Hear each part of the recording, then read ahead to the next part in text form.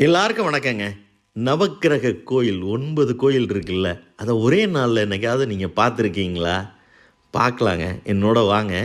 Ticket வந்து வெறும் ரூ. 750 தாங்க. ஆன்லைனில் போடணும். வந்துட்டேங்க.